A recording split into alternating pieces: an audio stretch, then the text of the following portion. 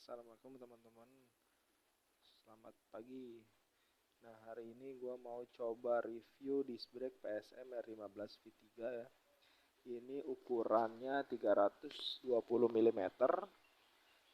Gue beli ini seharga 650.000 ya. Sudah termasuk sama bracketnya. Nah, ini bisa lihat bracket dan baut-bautnya. Dan ini gue ambil yang warna merah ya. Dan juga kalau misalnya kita mau lihat spesifikasinya untuk disc brake PSM ini, jadi untuk disc brake PSM ini ada dua bagian ya, dimana yang pertama ini ada rotor pertama dan ada rotor yang kedua. Rotor pertama ini fungsinya untuk menjepit si baut velg, dan yang kemudian untuk rotor yang kedua ini untuk kontak bagian sama kampas rem ya. Dan ini tipenya floating. Kenapa gue bilang floating? Karena di sini ada dua bagian yang disatu dan dijepit oleh ring. Di mana ring ini fungsinya untuk menggabungkan dua part ini agar bisa fleksibel. Jadi kalau lo tarik ini ke kanan dan ke kiri, ini dia fleksibel. Jadi kayak ada gap untuk ke kanan ke kiri. Fungsinya apa? Ketika ini panas atau memuai, yang bergerak ini kalipernya. Yang bergerak ini disc brake-nya, bukan si kalipernya. Kalau misalnya kita pakai standar kayak gini, nah ini kan dia fix ya, model fix ya.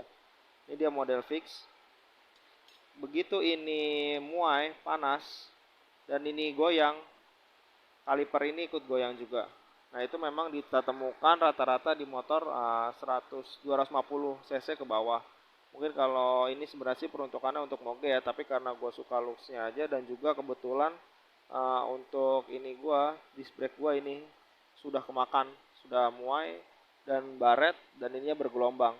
Efeknya si kampas rem gue ini sudah cepet banget habis gitu loh. Dan juga ngabisnya itu dia nggak, sisinya tuh nggak sama.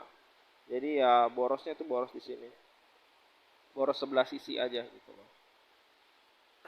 Dan kalau mau bahas kelebihannya sih ya, yang jelas ini lebih cepat mengurai panas, karena di sini udah ada coakan-coakan ya untuk membuang panas dari disc brake-nya saat dijepit kampas rem.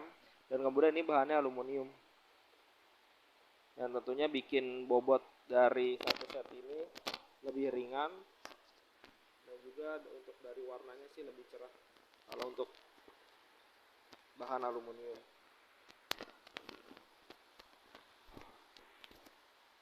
Kalau misalnya kita bandingin sama yang ori ya, ini kan dis bawaan ori ya, walaupun ini dis belakang sih. Ini kan dia full besi ya.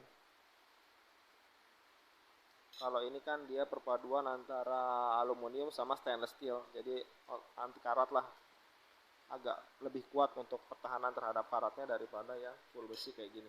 Contohnya yang full besi itu yang kayak gini ya, jadi dia cepat karat. Nah kelihatan kan ya, nih udah mulai karatan. Dan untuk pemasangannya ini PNP sih, PNP sama bracket dan juga kaliper masih bawaan R15 V3. Dan ini kalau lo mau lihat dia makannya tuh dia jaraknya segini. Nah, lumayan lah. Dan ini tuh udah cukup banget untuk penggunaan harian ya. Ini udah pakem banget sih menurut gua. Yang gua rasain, ditambah gua pakai handle rem dari RCB satu set sama kopling lagi lah ya. Ini kalau misalnya lu bandingin dengan yang standar, itu kan ukurannya dia di sini ukuran pistonnya 12 mili ya kalau yang standar. Kalau RCB S1 ini dia ukurannya lebih besar, 14 mm. Jadi untuk memompa si minyak rem ke piston itu lebih besar dari standarnya. Jadi daya cengkram ke di piringan cakram itu akan lebih maksimal. Cuma hati-hati kalau pakai di PSM yang besar 320 ini dipadukan dengan RCB ini, hati-hati saat panic braking, karena lu tahu sendiri 15 V3 kan belum ada sistem ABS ya dalam pengereman ya. Jadi harus hati-hati ekstra. Kalau bisa sih gua saranin rem belakang 70%, rem depan 30% aja pemakaiannya. dan selalu ya pokoknya rem belakang dulu baru rem depan deh. Memang kan acuan standarnya kan seperti itu untuk segi keamanan. Nah ini untuk tabung remnya kita dapat yang oval ya kalau yang S1 tuh, dan juga sudah dapat include minyak remnya. Dan ini kalau misalnya kita perbedaan sama yang S1 ya, yang level di atasnya lagi, spek di atasnya lagi dari RCB, dia tuh untuk tonjokan dari pistonnya ini nggak ke samping, tapi ke arah dalam. Jadi ini posisinya ke arah dalam. Dan juga kalau yang S1 itu biasanya dia di sini, dia ada proteksi kalau misalnya motor lu jatuh. Jadi dia bisa nekuk ke atas. Kalau ini kan nggak ada, dia fix dan juga nggak ada setelan. Jadi setelan misalnya lu pengen jauh, lu pengen dekat, atau lu pengen dekat gini. Kalau untuk S1 dia fix. Dan kemudian kalau untuk ngomongin handle coupling, lu tahu sendiri kan dari 15V3 udah ada fitur assist slipper clutch. Itu kalau bawaannya pun udah enteng, ditambah dengan handle coupling dari RCB ini makin enteng lagi feel-nya. Nah ini untuk reviewnya. Nah ini ada apa ya, lubang untuk spion, dudukan spion, karena ini kan universal ya. Jadi bisa untuk bebek, bisa untuk matic, bisa untuk sport. Kalau sport kan dia kan spionnya ada di sana ya, di fender depan, di tameng depan. Nah makanya ini nggak kita pakai. Bisa sih kalau lo mau tutup bisa pakai dop,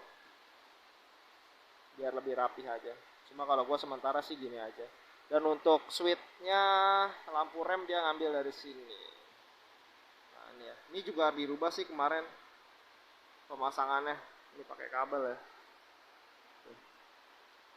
Kabel soket bawaannya tuh dipertahankan, cuma kita nambah kabel. Jadi sewaktu-waktu ini mau diganti handle remnya pakai yang ori, kita tinggal nyambung ke soketnya.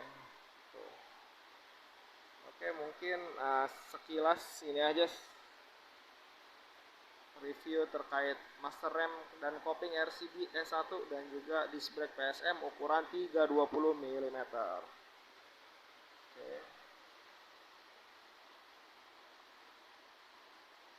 Oke, terima kasih telah menonton. Terima kasih.